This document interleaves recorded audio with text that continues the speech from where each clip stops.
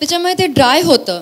Dry झाल्यानंतर जे fungal spore आहे, जे फंगलचं छोटं छोटं पार्टिकल आहे ते एअरमधून स्प्रेड होतं. Same way you inhale it. किंवा मग तुम्ही जर जे वर्कर्स किंवा जे लोक ह्या पिजन्स आणि सॉईलसोबत जास्ती काम करतात त्यांनी ते हाताने पण स्प्रेड होऊ शकतं. म्हणजे hand to mouth and then to your stomach असं पण स्प्रेड होऊ शकतं.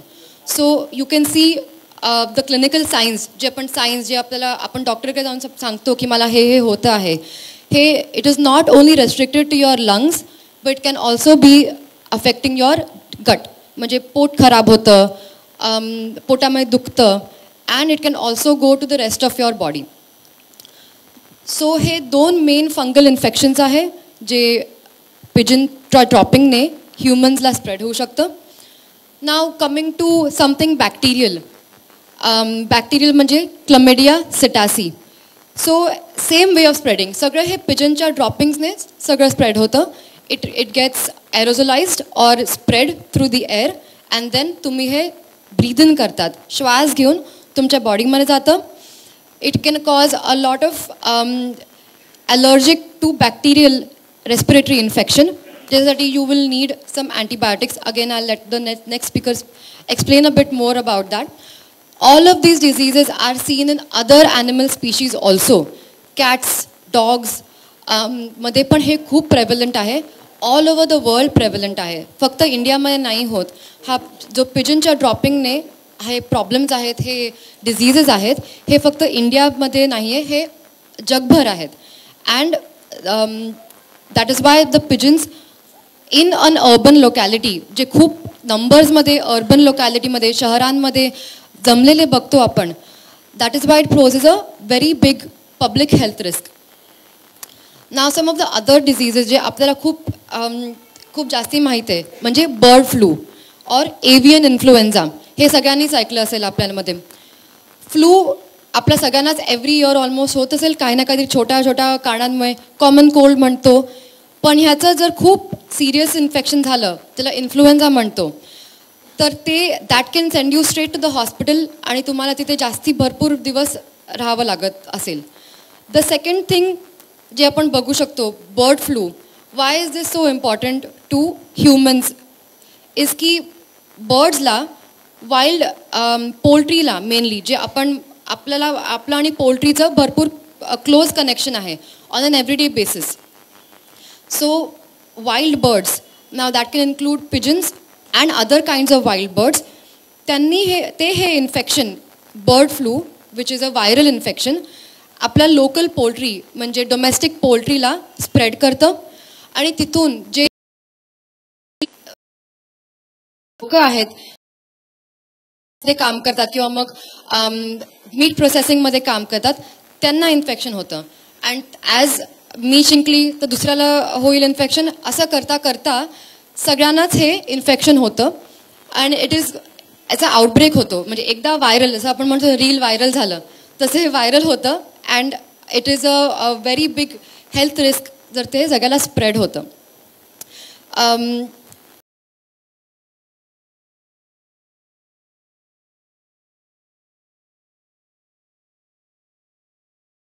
But it can still happen which is की पिजन्समध्ये पण जसं आपल्याला उवा होतात, जसं आपल्याला किडे चावतात, तसं या कबुतरांना पण उवा होतात. आणि हे याच्यामधले काही उवा, काही किडे खूप छोटे असतात जे आपल्याला मायक्रोस्कोप शिवाय दिसत नाही किंवा त्यांच्या एकदम जवळ गेल्याशिवाय ते आपल्याला होत पण नाही.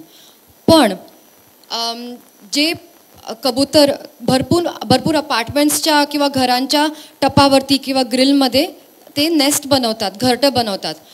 तर असं बघितलं जातं आहे, रिसर्च केलं आहे की या घरट्यामधून सुद्धा हे जे किडे आहेत हे घरामध्ये एंटर करू शकतात. And you can get bitten, तुम्हाला चावले जातात या इन्सेक्ट्सने and you can get allergic reactions from these insects. So right from these small little insects to bigger problems, bigger respiratory, neurological health diseases, we are seeing all over the world, not just in India, कि pigeons in particular pose a significant health risk, public health risk mainly. आता what we are seeing is that obviously ह्या सिच्युएशनला कसं ह्युमेनली possible म्हणजे without using force और without using too much म्हणजे non व्हायलन्सने कसं आपण हे क्युअर करू शकतो प्रॉब्लेम और ॲटलीस्ट मॅनेज करू शकतो for public health risk. As I said की हा प्रॉब्लेम जगभर आहे. Pigeons are very good at increasing their numbers in urban or city like म्हणजे शहरांमध्ये हा प्रॉब्लेम जास्ती आहे कारण आपण सगळे लोक जास्ती आहोत शहरांमध्ये आणि नॉट जस्ट ॲक्टिव्ह फीडिंग पण पॅसिव्हली पण त्यांना म्हणजे फूड जे पडलेलं आहे जेवण धान्य जे खाणं पडलं आहे ते फॉरेज करतात. सो ते जाऊन फिरतात आणि they find their food, they forage their food. आपलं शहरांमध्ये खूप छान बिल्डिंग्स आहेत, एरिया असं टपावरती वगैरे अपार्टमेंट्समध्ये ग्रिल्समध्ये त्यांना खूप चांगली जागा मिळते घरटं बनवायला आणि त्याचा नंबर्स वाढवायला. सो एकदम कंड्युसिव्ह एन्व्हायरमेंट आहे पिजनसाठी टू इन्क्रीज या population in these city environments. So असे भरपूर स्टडीजसुद्धा केले आहेत जगामध्ये, वेरियस कंट्रीजमध्ये म्हणजे युरोपमध्ये आहे, US मध्ये आहे, जिथे अर्बन एन्व्हायरमेंट्स म्हणजे शहरांमध्ये हा प्रॉब्लेम त्यांनी पण फेस केला. पब्लिक हेल्थ रिस्क त्यांच्याकडे पण आहे. तर असे भरपूर ॲटलिस्ट 1 or 2 ह्युमेन प्रोसिजर्स आहे ज्याच्याने आपण अटेम्प्ट करू शकतो हे पिजनचं नंबर्स कमी करायला. बट फर्स्ट अँड फॉरमोस्ट की before implementing a large scale plan, the first thing is to reduce active feeding कारण ते anyways जाऊन स्वतःचं जेवण शोधून घेणार आहे. they are one of those animals की ते जाऊन आपलं जेवण शोधून घेतील आणि they will survive in that way. so active feeding जेवढं पॉसिबल आहे तेवढं कमी केलं तर at least you are creating a initial stop to public health risk until the time government can discuss and implement a scientific and a humane strategy म्हणजे ज्याच्याने त्याचं numbers कमी होतील पण त्यांना हार्म पण ॲक्टिवली हार्म नाही होणार. सो पॉसिबिलिटी आहे. मेनली आपण पिजन्समध्ये का सध्या फोकस केला आहे कारण त्यांचे असं ऑलमोस्ट डेडिकेटेड फीडिंग एरिया झाले आहेत. पण जेवढा तुम्ही रिसर्च कराल तेवढंच आपल्याला समजेल की कोणत्या कोणत्या पक्ष्यांपासून काय काय आपल्याला रोग होऊ शकतात. But yes, it is possible.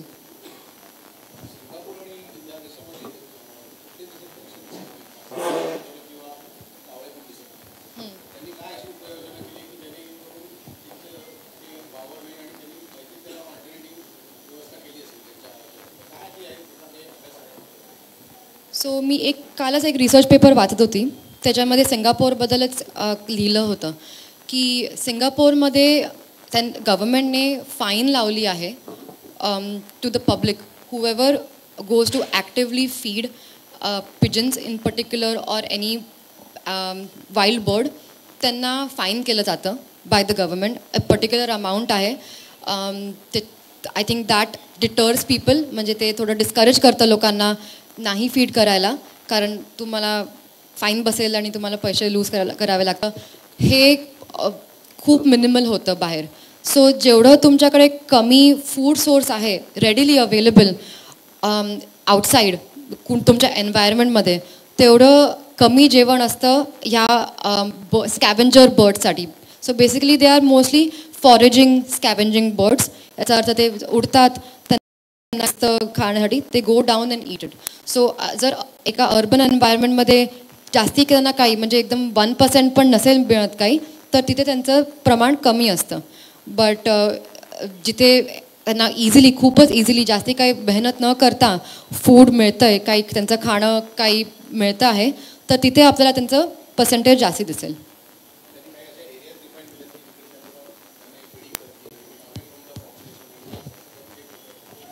Not that I know of म्हणजे ह्याच्याबद्दल नाही मला माहिती आहे की त्यांनी काही असं वेगळं प्रोव्हिजन केलं आहे की नाही. पण जर त्यांचं ऑलरेडी फाईन आहे लोकांना फीड न करण्याचं तर इट इज लेस लाईकली की त्यांनी वेगळा एरिया क्रिएट केला आहे. आय थिंक जर तुम्ही नाहीच फीड केलं तर they will go somewhere in eat म्हणजे they will find their way.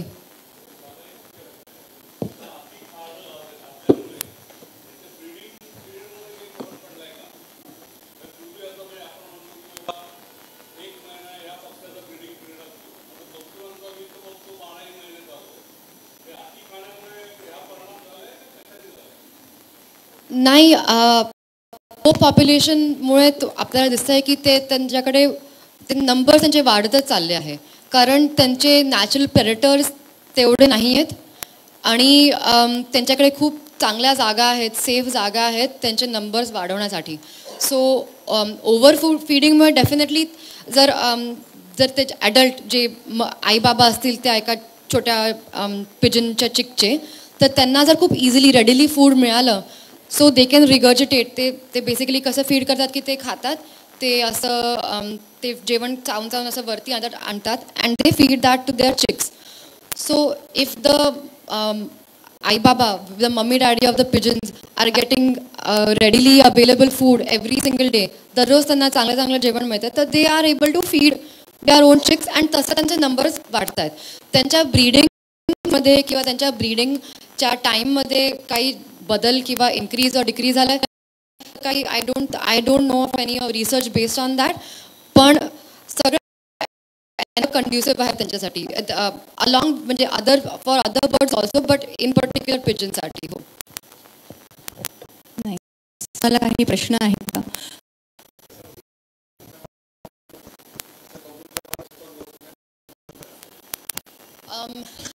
Chemical एक दोन काही एक्झाम्पल्स आहेत, त्याचं मी तेवढं वाचलं नाही आहे. केमिकल्सने कसं होतं की इफ यू कॅन, ते डिटर कसं करतं की जर पॉयझन वगैरे दे कॅन, तुम्ही पॉयझनबद्दल बोलता की नाही? हां, डिटरंटसाठी फिजिकल बॅरियर्स जास्ती आहेत more than chemical. I don't no जर तुम्ही एक्झॅक्टली काय विचारता, सॉरी. पावडर, हां, त्याच्यासाठी नॉईज डिटरंट तुम्ही करू शकतात. त्याला नॉईज डिटरंट म्हणतात. सो असं एका प्रेडेटर पक्षीचं किंवा कशा एका त्याच्यात लिस्ट आहे actually of some things you can use as a noise deterrent. म्हणजे तुम्ही कसं काही स्पीकर लावला किंवा असं स्पाइक्स वगैरे लावले तुमच्या घराच्या बाहेर, इट डिटर्स देम, म्हणजे it prevents them from on landing on your balcony, from landing on your area basically. Similarly, they have created a product which they have included in feed, म्हणजे त्यांच्या दाडांमध्ये फॉर एक्झाम्पल. सो तसं so ते काय करतं की ते जसं एगपासून नवीन पक्षी बनायला त्याला फर्टिलायझेशन लागतं.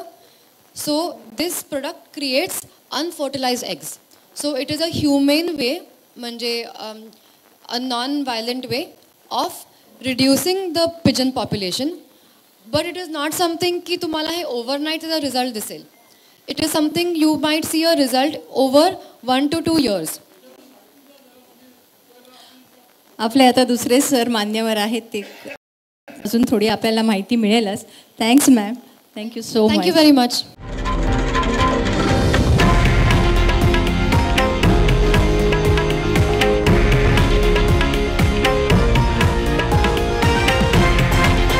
हे आहे देशातील नंबर 1 न्यूज नेटवर्क आणि आपण पाहत आहात TV9 मराठी, एकमेव.